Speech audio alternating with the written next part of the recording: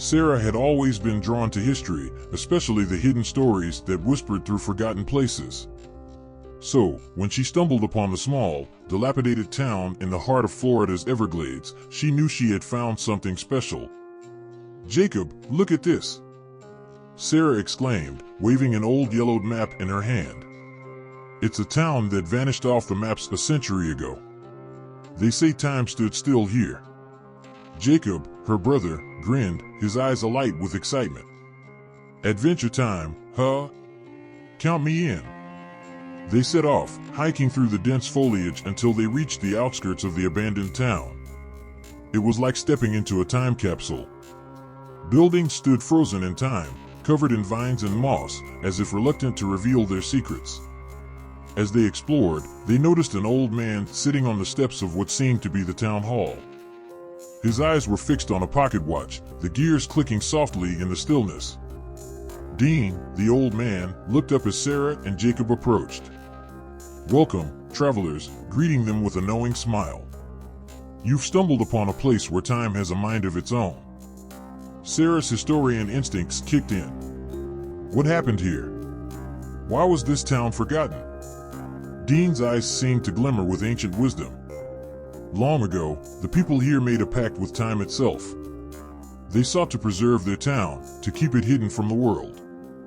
Jacob raised an eyebrow. "And what was the cost?" "Time," Dean replied simply.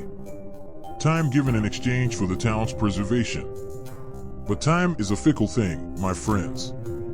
It always finds a way to balance itself."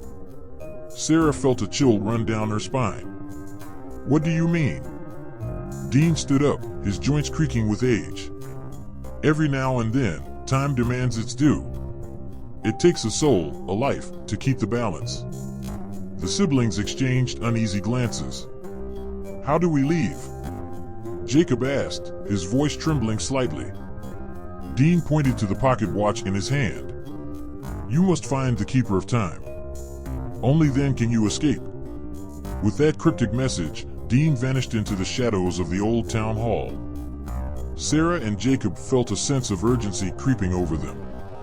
They searched frantically, following clues left behind by the town's lost souls.